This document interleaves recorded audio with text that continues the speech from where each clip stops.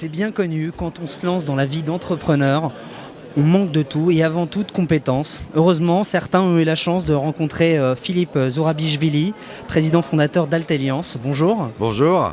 Alors, avant de commencer cette interview, vous m'avez parlé de quelque chose que je trouve intéressant, non seulement pour les startups, mais aussi pour les TPE. C'est votre offre de DRH à temps partagé. Est-ce que vous pouvez nous en dire un peu plus ?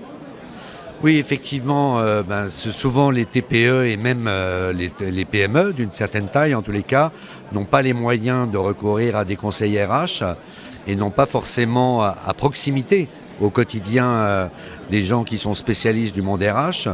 Très souvent, même si ces les dirigeants ont déjà été eux-mêmes confrontés aux ressources humaines dans leurs plus grandes entreprises, parfois, leur quotidien, c'est pas forcément de faire des ressources humaines, Bien sûr. mais de s'occuper du développement de leur marché et du développement de leur entreprise, proprement dite. Et donc, de plus en plus, on assiste à l'éclosion, l'émergence plutôt, parce que c'est encore un peu faible, mais ça a tendance, il y avait même récemment un article dans Le Monde qui prônait que justement l'offre de DRH en temps partagé, c'était une offre qui pouvait vraiment intéresser les TPE, les PME à faire les bons choix. Mais alors justement, pour faire ces bons choix, est-ce que vous pouvez un petit peu nous expliquer sur concrètement, voilà, comment est-ce que ça se passe ? On vient vous voir, le DRH il vient le lundi, le mardi, le matinée, l'après-midi, comment est-ce que ça se passe ? Alors votre question est très importante parce qu'en fonction de la ça taille... fait peur ça, le côté partagé, le côté c'est pas à soi. Ça, c'est vrai aussi, mais en fonction de la taille de l'entreprise, il faut être rationnel. On va dire qu'à taille d'entreprise, problématique RH d'entreprise et conseil RH. Oui. Donc l'objectif, c'est pas de survendre une activité RH, c'est de se dire que quand il y a une petite entreprise, on n'a pas forcément besoin d'être très souvent présent. Donc ça pourra être une demi-journée par mois, plus quelques rendez-vous téléphoniques, alors que plus la taille de l'entreprise grossit, plus on va être dans une problématique RH plus conséquente, des recrutements à faire, la mise en place d'un logiciel paye à mettre en œuvre, etc.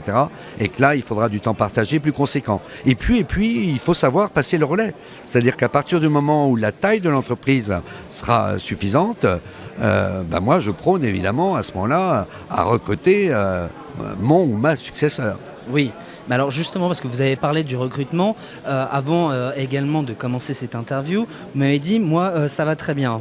Puisque vous avez 24 ans d'expérience dans ce domaine-là, j'aimerais bien que vous m'expliquiez comment est-ce que ça se fait. Eh bien, ça se passe très bien parce qu'on assiste pas simplement à une économie qui se relève aux États-Unis, mais on assiste effectivement à des problématiques lourdes dans des domaines industriels de grandes entreprises.